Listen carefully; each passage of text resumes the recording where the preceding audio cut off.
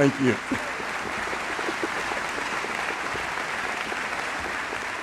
Thank you all. Thank you. Oh, that makes you want to quit while you're ahead. They've already given me a medal and this warm welcome, so thank you all for being here. I'd like to first thank Emma Wynn for that outstanding welcome. We introverts, Emma, have to stick together. I always say introverts of the world unite, but I'm not going to meeting. Oh, you go. That would mean I have to leave home.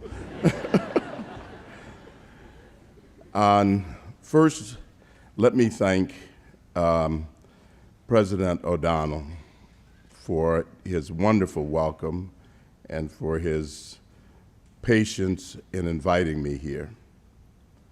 I'd also like to thank Chairman Bethel for her kindness and warmth, and the members of the board, members of the faculty, families, all of you for being here, and the honored guests.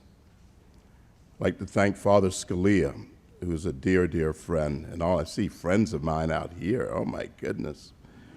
But most of all, it is an honor to be with these students.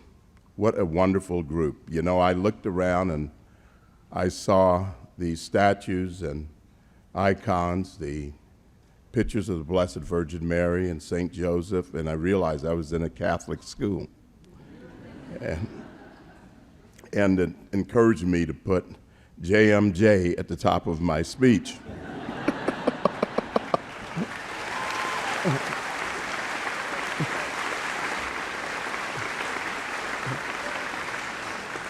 Again, it's truly an honor to have been invited to be a part of these commencement ceremonies. I'm deeply humbled to receive the Pro Deo et Patria Award. When I think of St. Pancras, whose feast we celebrate today, and our fallen soldiers and warriors across the world, I cannot claim to merit this wonderful award. They gave the last full measure for God and for country. My contributions pale next to their ultimate sacrifices. Nevertheless, I am deeply, deeply honored, and I will treasure it. And I love being here with my bride, Virginia, who's a gift from God and my totally best friend in the whole world. Be it. Okay.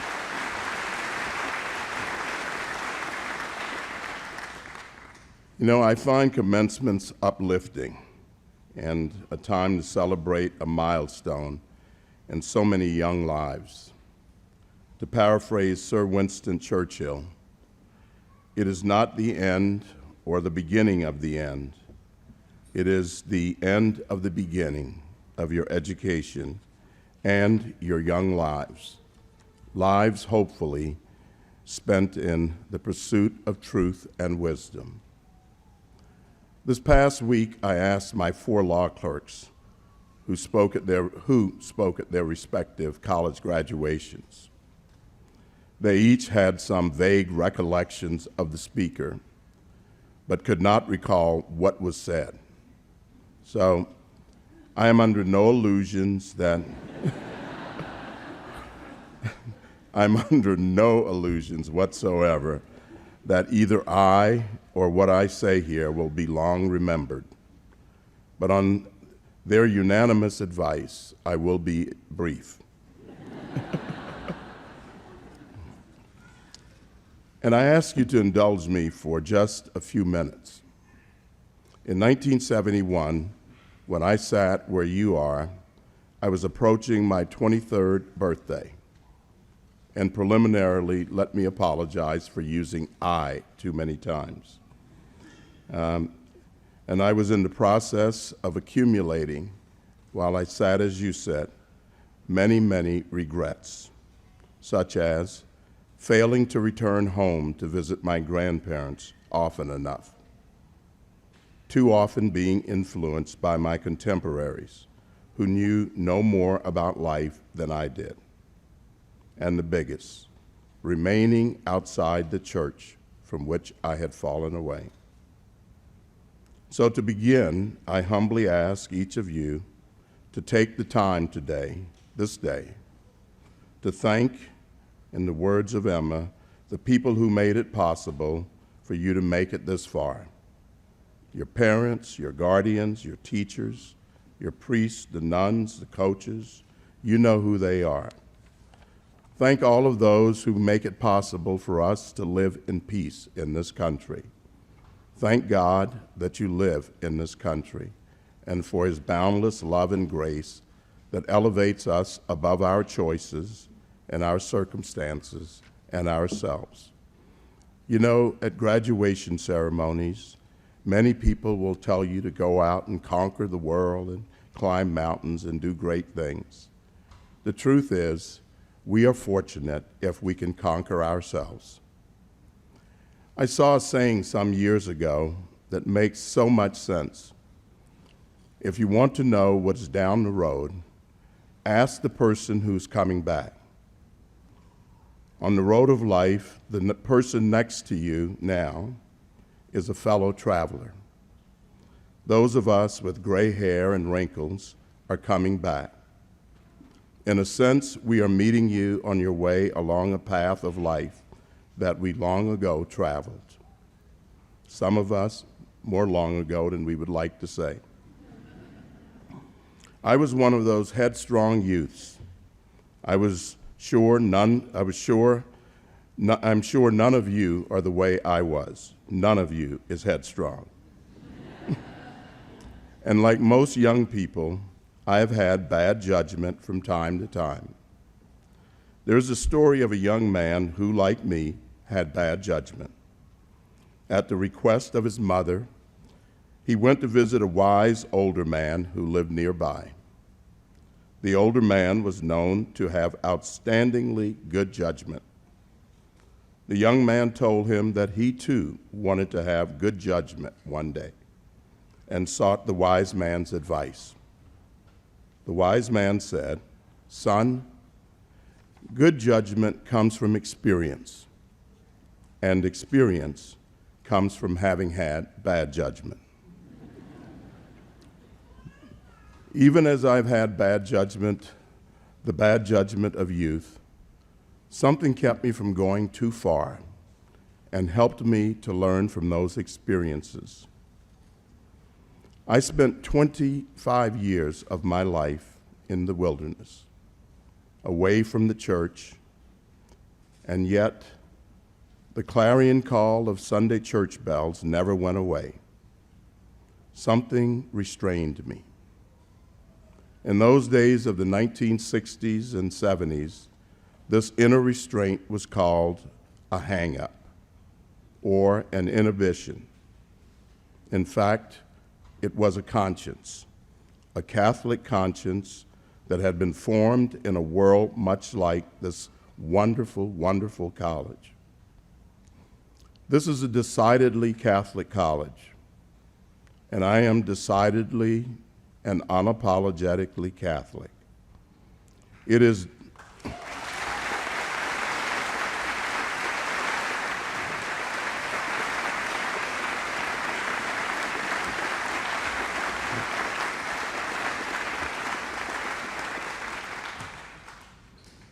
this faith that has been the guiding beacon during some difficult and seemingly hopeless times, even when I had turned my heart against it and turned my back on it. And I have no doubt that this faith will do the same for each of you if you let it, and perhaps even if you don't. It is not a tether, but rather it is a guide, the way, the truth, and the life. My first encounter with a Catholic institution was in September of 1955 when I entered the second grade at St. Benedict Grammar School in my hometown of Savannah, Georgia. In those days, we lined up in the schoolyard by grade, and after reciting the Pledge of Allegiance in unison, we filed into our respective classrooms, 2 by 2. The first subject was always religion, using the Baltimore Catechism.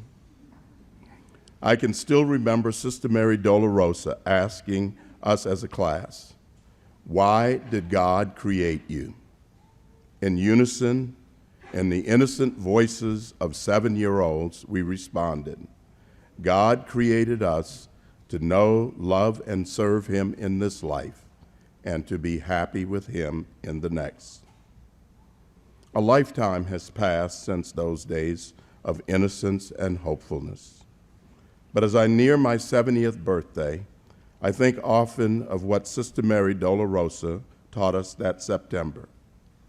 Much has happened since those days. I have read much, learned much, and experienced a lifetime of ups and downs. I have studied theology, philosophy, history, and law. Yet, I have not come across a better statement of our purpose in life than what she taught us over 6 decades ago. This could well be the result of the many flaws and deficiencies of my abilities and my life. From time to time, I am asked why I came back to the church after a quarter of a century away. Often as a cynical, if not bitter soul, I usually respond that life happened and that I ran away as a confused, bitter 19-year-old ex-seminarian and crawled back as a middle-aged man, humbled by the realities of life and better able to appreciate God's gift of faith. That reminds me of my encounters with my grandfather as that bitter young man. He was a devout Catholic, a convert, and only had 9 months of education. He and my grandmother raised my brother and me. I had been an altar boy and thought I had a vocation, hence my 4 years in the seminary. But much was happening in the world involving the matter of race relations. I somehow got swept up in it and away in the swirling cauldron of then current events. And I was so certain that I was right about the end of the world as we knew it, about the impending revolution. Seemingly, I was certain about everything. You know, it's funny now how certain we think we are about so much when we have 2 decades of life under our belts. At the end of our confrontations that had to be exasperating to my wonderful grandfather, he would often simply say before walking away, "You just live long enough. You'll see." I wish he were here now so I can confess to him that at 70, I now see what I did not see at 20, as he knew I would, and as you all will. In a sense, I'm coming back to you as my grandfather and Sister Mary Dolorosa came to me. Not to lecture you or exalt myself, but rather as a pilgrim who wants nothing more than your pilgrimage to be more fruitful and more beneficial and more Christ-centered than mine was.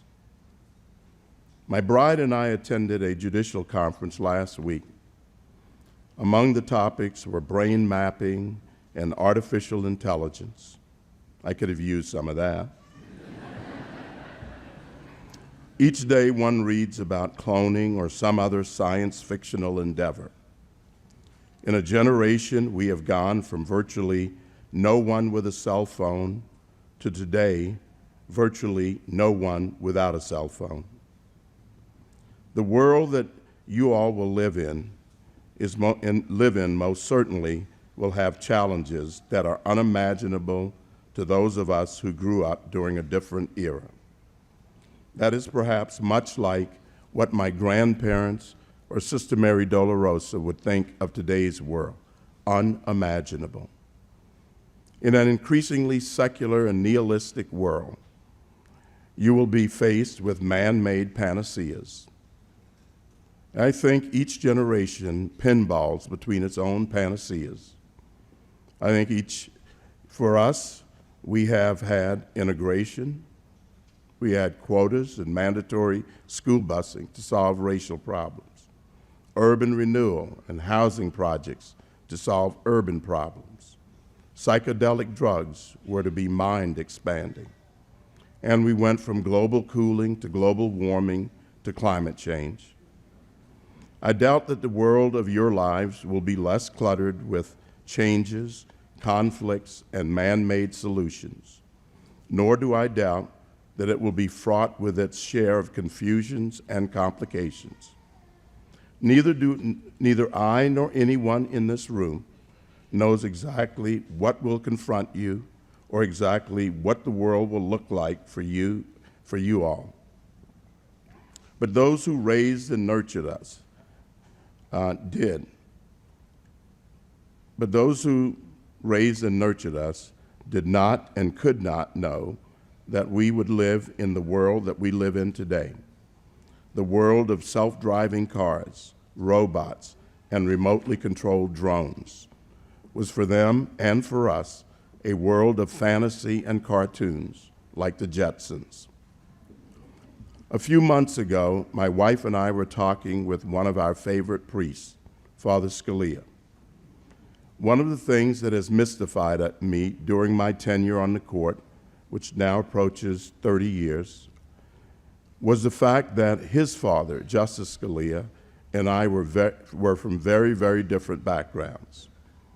But we agreed on so much and trusted each other implicitly. We saw so much the same way. Before I arrived at the court in 1991, I had never met him, so we had no prior relationship. He was from New Jersey, and I and New York area, and I from South Georgia. He was from a household of educated parents, and mine was almost functionally illiterate. And we did not share the same race. I told Justice Scalia about this, Father Scalia about this, and he provided what should have been obvious all along. Your Catholic formation was your bond, he said. There it was, our mutual formation of moral character. Since that day, I've thought often about his observation. Those who nurtured us did not know what we would confront, but they knew that we needed to learn the truth to deal with what we confronted. They passed on, among other things, our Catholic faith. It seems that in this increasingly secular world, man sees himself as the master of the universe. There seems to be this notion that we put our resources, that if we put our resources and our minds to it, we can do just about anything and solve just about any problem. With more research, the most challenging and awful diseases can be understood and cured. Didn't we, after all, cure polio and tuberculosis, which were terrifying during my youth?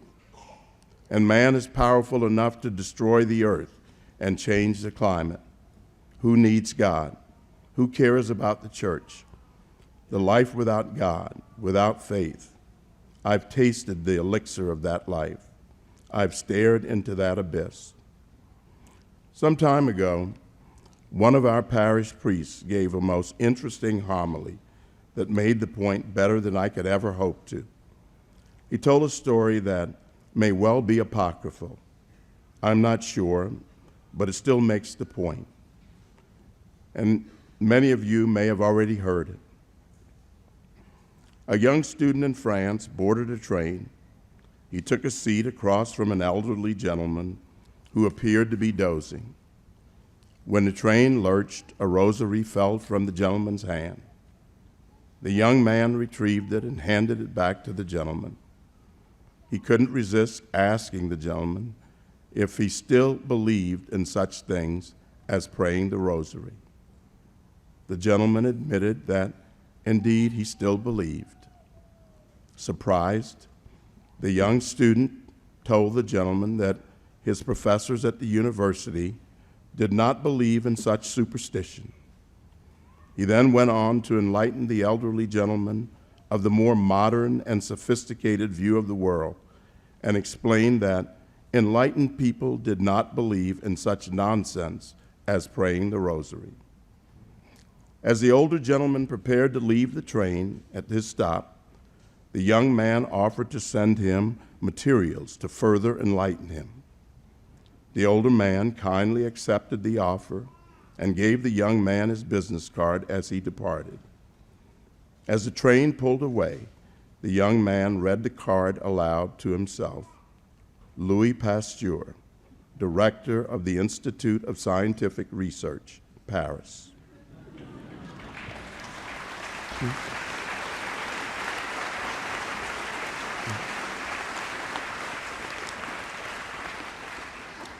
Perhaps Louis Pasteur, through his path-breaking work and his life experience, knew something the young man had yet to learn.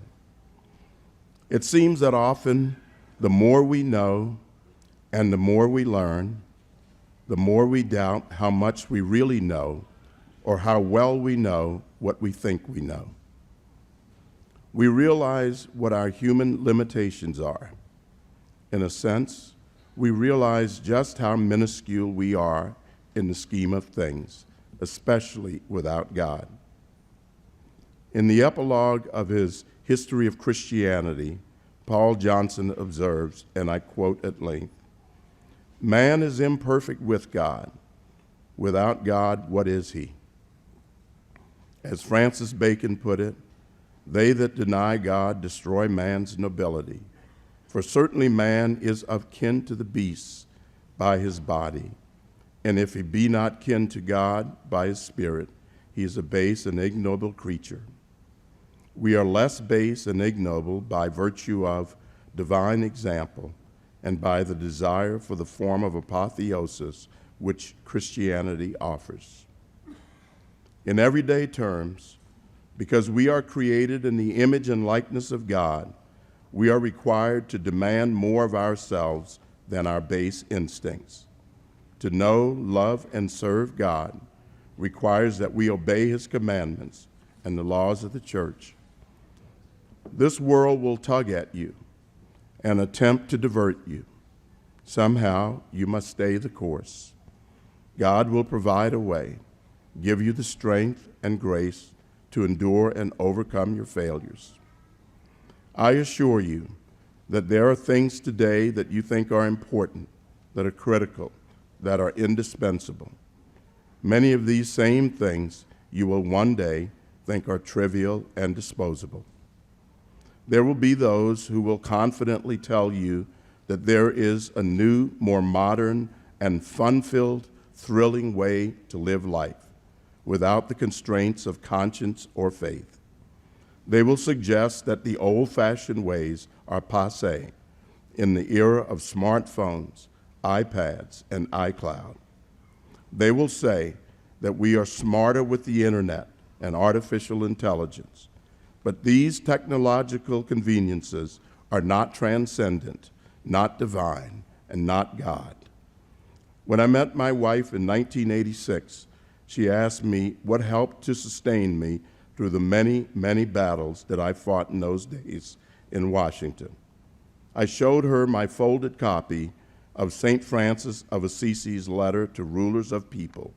It read in part, and I give you this advice, keep a clear eye toward life's end. Do not forget your purpose and destiny as God's creatures. What you are in God's sight is what you are and nothing more.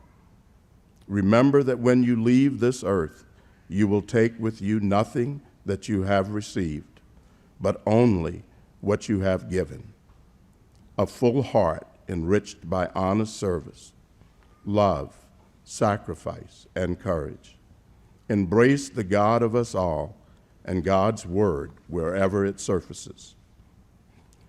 In the early 1990s, shortly after I arrived at the court, I frequently drove past a small cinder block church in Northern Virginia. It had a simple sign, inexpensive sign out front, with a quote from 2 Corinthians, "For we walk by faith, not by sight." Simple yet profound. Yes, Google Maps may get you from one place to another, but only God will show you the way to that peace which passes understanding. To paraphrase Mother Teresa, in the final analysis, it is not between you and the things of the world. It is always between you and God. I congratulate each of you on this milestone in your formation, your Catholic formation. May God continue to bless and guide each of you throughout your lives. And I pray that you know, love, and serve him in this life so that you can be happy with him in the next. God bless you.